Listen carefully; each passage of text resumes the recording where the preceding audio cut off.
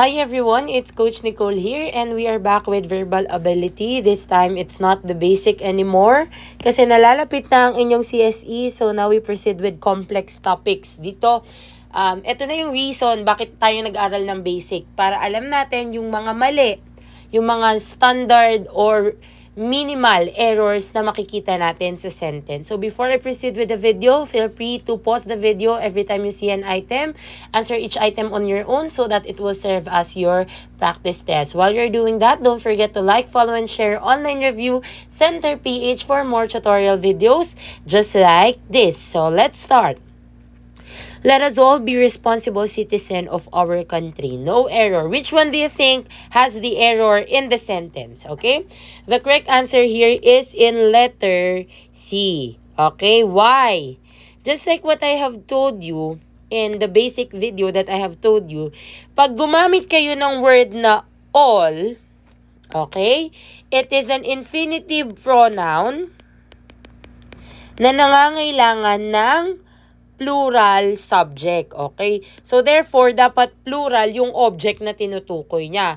So, the word citizen here is singular, so we need to add S to make it correct because the correct word or term here is citizens. Let us all be responsible citizens of our country kasi may all, okay? Pang plural siya. Ano pa ba yon? Just to give a review. Pwedeng both. What else? Few. Some, a number, what else? All in all, at marami pang iba. Okay? Next, number 2. Matthew said that he did not took my umbrella. What's wrong in the sentence? It's in letter C. Why? Okay? Kasi po meron tayo, it's not letter C, it's letter D. Sorry, why? Kasi po meron tayo nung word na did.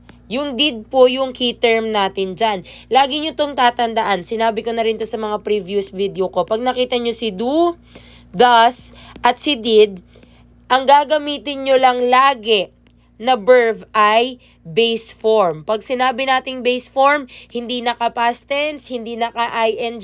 So, walang ed, walang ing, walang d. Okay? Base form lang. Kung ano lang talaga yung word. For example, walk, talk, yan lang. Okay?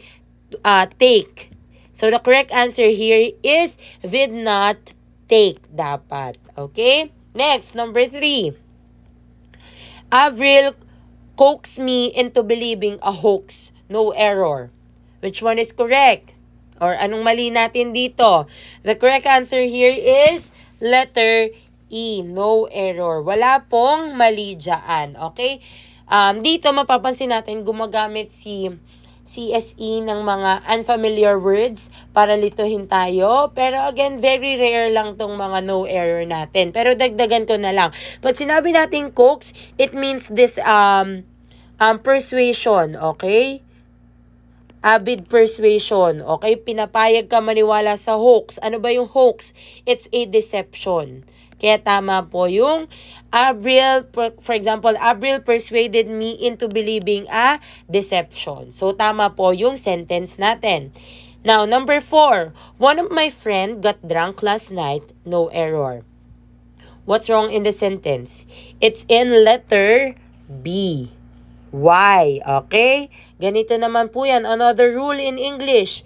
Pag nakakita kayo ng statement na one of my, yan, dapat po laging may S yung subject na pinag-uusapan natin. So, the correct term here is one of my friends. Kasi ibig sabihin, isa sa mga kaibigan nyo. So, ibig sabihin, madami kang kaibigan pero isa lang siya doon. So, therefore, dapat friends yung gagamitin mo kasi marami kang kaibigan pero siya yung isa doon. Okay?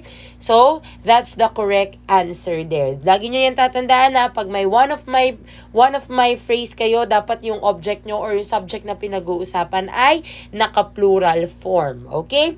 Now, you answer the last one. The farmer have 7 oxen. No error. Sa tingin nyo, nasan yung mali dyan? Don't forget to share your answer in the comments. At kung may tanong pa kayo, just comment it down para mapag-usapan natin at mahabol ninyo ang review nyo sa nalalapit na civil service examination. Thank you everyone and happy learning!